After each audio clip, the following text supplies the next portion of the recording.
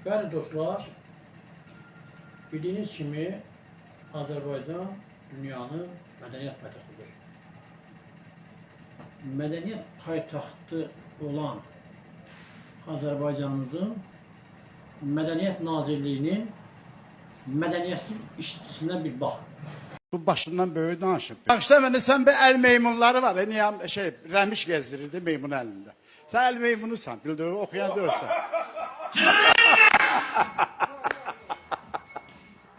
O verəcəksiniz yoxsa? Bəli, gedəcək. Gedir hələ ki, gedir. Gedəcək. Nə deyim, təhqir də, meymun da, Rəmiş rəhmətli meymunla gezir. Birinci acaba baxın Aftandı da səni meymun kimi apab yanında. Rəhmətli. Gör, meymuna bu oxşayır yoxsa mən? Onu qoyuruq bir kənara. Amma saçı ağarçod, sən toçdu meymunsan. Rəngləmirsən ağa, bədbax. Utanmırsan. Kişi də saçı rəngli. Rəngləyən Budurmu Azərbaycan mədəniyyəti? Bu bir. Bundan əlavə, Azərbaycanın televiziya kanallarında aparıcılarla bağlı bəzi məsələlər aşkar edilir. Artıq hər kəsin güvənliyi, hər kəsin inandığı Xoşqədəm xanımın da iç üzü üzə çıxdı. Baxın görün, Samir Müsəvi Xoşqədəm haqqında nələr danışır. Bir bunu dinləyin. Salam, xoş gördük hörmətli və dəyərli izləyicilər. Hər zaman olduğu kimi yenə də mən Hökmüdar Samir Zeynalov yenə də sizlərlə bərabər olmaqdan məmnunam. Hörmətli və dəyərli vətənlilər, əziz izləyicilər, dəyərli dostlar, xüsusən də maraqlı şəxslər. Son zamanlar mənim həm canlı yayımlarımda, həm də video postların altında Gül xanımla bağlı suallar verilir. Gül xanımın hamilə olaraq yenidən efirə qayıtması haqqında fikirlər səsləndirilir. Yəni, ilk növbədə onu demək istəyirəm ki, mən bu məsələ ilə bağlı əlaqədar şəxs deyiləm. İkinci növbədə onu demək istəyirəm ki, Xoşqədəmdən onsuz da ancaq belə şeylər gözləmək olar. Üçüncü də onu demək istəyirəm ki, bəli, doğrudur, mən zamanında, vaxtında Gül xanıma kömək eləmişəm, dəstək durmuşam, bundan da peşman deyiləm. Mən hər zaman mənim qabağıma çıxan, mənim köməyimə ehtiyac duyan insanların hər birinə, əlhəssülə qadınlara kömək etmişəm. Bacardığım dəstəyi vermişəm. Onlar buna layiq olsalar da, olmasa da heç bir fərqi yoxdur. Önəmli olan mənə yaraşan həmişə o olub ki, mən çətində, darda olan insana əlimi uzadım və bacardığım köməkliyi sözsüz ki, həmin insana edim. Gül xanım da mənim köməyimdən, dəstəyimdən vaxtında yararlanmışdır. İstər maddi tərəfdən olsun, istər mənəvi tərəfdən, sözsüz ki, bunun təfərrüatlarına çox da toxunmaq niyyətində deyiləm. Amma sadəcə onu demək istəyirəm ki, mən də bu insana lazım olan köməkliyi tək bir şəxs olaraq, o efirdə əyləşən tək ekspert olaraq etmişdim.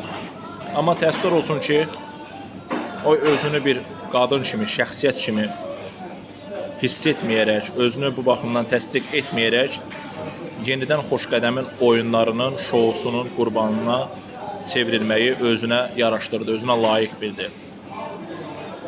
Elə gözləyirdi ki, doğrudan da Xoşqədəm bu adama köməkli eləyəcək, uşaqlarını bir araya gətirəcək, özü ilə birləşdirəcək, onu işlə təmin eləyəcək.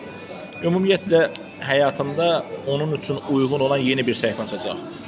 Amma qətiyyən elə deyildi, heç elə də olmadı da.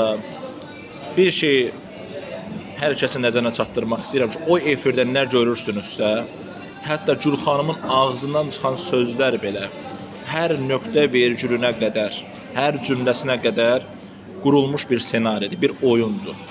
Bunların hamısı pərdə arxasından danışılır. Ki, əslində bunu artıq çoxları bilir, millətimizin böyük bir əksəriyyəti bilir. Amma bilməyənlərə də, hətta elə bilənlərin özünə də xatırladıram, çatdırıram. Deyirəm ki, bilin bunu. Bunların hamısı qurulmuş bir senaridir. Gül xanımı isə mən özüm öz təşəbbüsümlə şəxsən müdafiə eləmişəm. Yəni, bu barədə mənə Xoşqədəmin hansısa bir təlimat verməsi, tapşırıq verməsinə heç bir ehtiyac yox idi. Zaten o efirdə yaşananlardan da bunu hiss eləmək mümkün idi ki, mənim ortaya qoyduğum mövqe tamamilə səmimiyyətə əsaslanırdı. Dürüstlüyə əsaslanırdı. Yəni mənimlə bağlı orada heç nə qurulmuş bir səhnə ola bilməzdi. Düzdür, ara sıra yenə Xoşqədəm gəlib mənə hansısa sözləri deyib, fikirlərini bildirib Gülxanımla bağlı. Mən onsuz da zaten ona bildirmişəm ki, mən onsuz da Gülxanımı müdafiə edəcəm. Yəni mənə yaraşmaz ki, kütlə psixologiyasına uyub da, yəni Gülxanım kimdir ki? Gülxanım mənim üçün bir Azərbaycanda xalqın canına, qanına, haqqına göz dikən məmurlardan birisi deyil ki, Azərbaycanın gələcəyini qəsb edən, dünənimizi, bugünümüzü talayan hansısa bir məmur deyil ki, mən ona qarşı qənim kəsilim, düşmən kəsilim. Sıradan bir qadındır. Sıradan bir qadındır. Dünya görüşü olmayan, anadan atadan qayğı görməyən, həyat yoldaşına sevgi, nəvaziş görməyən bir qadındır mənim üçün. Mən nəyə görə onu linç eləməli idim? Nəyə görə? Günü bu gün belə mən o adamı linç eləmək haqqında fikirləşmirəm. Onu bu günə salanları mən linç edirəm. Onu bu günə salanları başda Xoşqədəm olmaqla mən şiddətlə qınayıram. Ar olsun deyirəm hər birinə. Ki bir insanın savadı olmaya bilər, dünya görüşü olmaya bilər, ədəbi də olmaya bilər, əxlaqı da olmaya bilər. Amma onu çıxarıb o şəkildə Azərbaycan ictimaiyyətinə, Azərbaycan cəmiyyətinə tanıtmaq bu elə ən böyük ədəbsizliyin, ən böyük əxlaqsızlığın və savadsızlığın bariz nümunəsidir, göstəricisidir. Yəni gör nə günə qalmısınız ki siz Gülxanımın üzərindən oyun oynamağa möhtaçsınız. Gülxanımın şousuna möhtaçsınız. Gülxanım hamilə qalıb, qalmayıb, kiminlə sevişib, nə edib, bu onun şəxsi həyatıdır.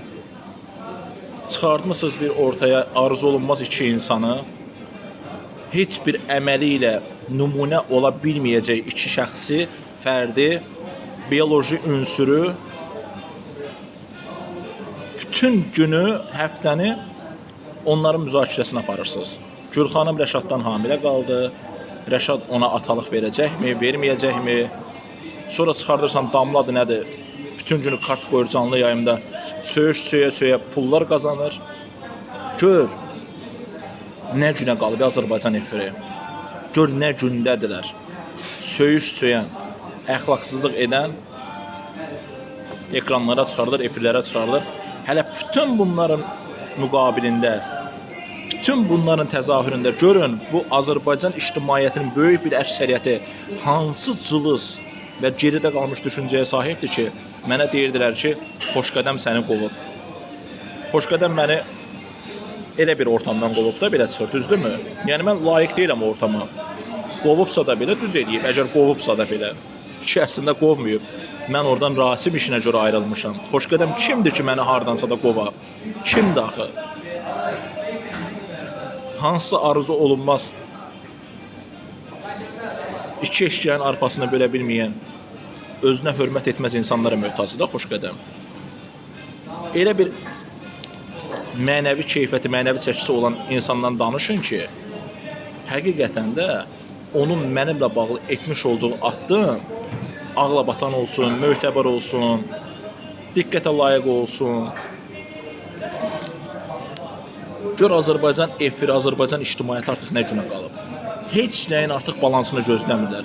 Heç nəyin həddini gözləmirlər və bununla da bir daha sübuta yetirirlər ki, Azərbaycanda insanın şəxsi və ailə həyatına hörmət yoxdur. Azərbaycanda ailə dəyərləri artıq məhv olub. Xoşqədəm bununla bağlı özü ilə fəxr edə bilər. Qürur duya bilər ki, bəli, Xoşqədəm kimilər Azərbaycanda degradasiyaya məruz qalmış ailə dəyərlərini bir dəfəlik məhv etdilər. Onlara verilmiş tapşırığı uğurla yerinə yetirmiş oldular. Efirlər nəzarətsizdir.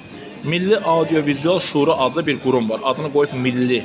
Bunun nəyi millidir? Qoyun adını anti-milli. Siz cəmiyyətə nəyə təbliğ etdirirsiniz? Nəyi göstərirsiniz siz? Niyə biri qalxıb demir ki, ay insan, ay vicdansız, mənəviyyatsız kəs, bu nədə efirdən bizə göstərirsən? Bu nədə efirdən bizə təbliğ elətdirirsən? Sənə üst tutan hansı qadın bu günə qədər xoşbəxt olub? Ay xoş qədəm. Pərvanə gəldi sənə üst tutdu. Nə etdin? Həyatını məhv elədin. Sonra da durub özünə fəxr eləməyə çalışdın ki, hə, mən deyirdim o xərçəng xəstəsidir. Xərçəng xəstəsidir. Öləcək, öləcək, öləcək. Nə oldu bəs?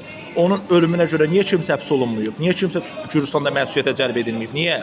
Pərvanəni qoydun, keçdin təzədən Gül xanıma. Elə bir ki, Gül xanımın üzərində reyting yarışına giriblər. Oradan Amir Xəlil, buradan da Xoşqədəm. Yoxdur da, bir samballı mövzumuz yoxdur da. Azərbaycan heç bir problemi yoxdur da. Azərbaycan cəmiyyəti problemsizdir, bütün problemlərini həll edib, oturub Gül xanıma baxır. Gül xanımın hansı yoldan hamilə qalmasına baxır. Elnurə Rəcəbova da durub orada qışqırır, bağırır. Ay Elnurə, sən də o şounun bir parçasısan. Niyə durub etiraz edib o efirdən getmirsən? Zülfiyəni yenə başa düşdük. Zülfiyə orada Xoşqədəmin funksional trolluğunu həyata keçirir. Bəs sizə nə olub? Sizə nə olub ay Elnurə xanım? Sizə nə olub? Niyə bir dəfəlik orada qışqırırsınız, o səs tellərinizi xarab edirsiniz, durub bir dəfəlik etiraz edib oradan çıxıb getmirsiniz? Çıxın gedin də. Niyə özünüz orada yorursunuz onu kimlərə görə? Azərbaycanda köməyə ehtiyacı olan, diqqətə, qayğıya ehtiyacı olan o qədər qadın var ki, Azərbaycan cəmiyyətinin, Azərbaycan ailəsinin problemi məyər Gül xanımdır? Və elə bilirsiniz, bundan sonra Xoşqədəm Gül xanıma əl tutacaq. Çox güman ki, o uşaqlar da abort ediləcək axırda. Bununla da şou və senari bitəcək. Növbəti sezona başqa bir şou qoşacaqlar, düzəldəcəklər. Bu qədər dəyərli dostlar. Diqqətinizə görə minnətdaram. Hara gedirik? Biz bu halla hara gedirik? Baxın. İnanırım sizi, dəyərli dostlar. Mən bəlkə də bu doğruları dedikdə düşmənlərimi çoxaldıram. Amma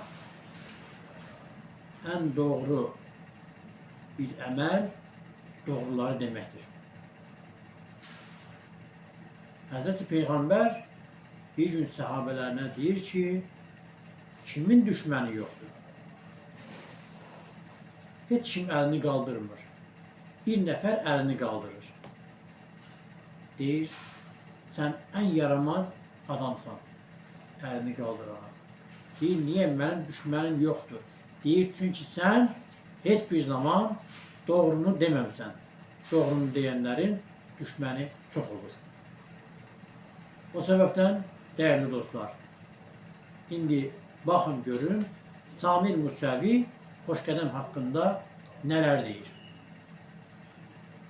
Əgər Samir Musəvinin dedikləri həqiqəti əks etdirmirsə, həqiqətə uyğun deyilsə, Xoşqədəm xanım nə üçün Samir Musəvinin bu ittihamlarına qarşı susur? Məsələ də burasındadır.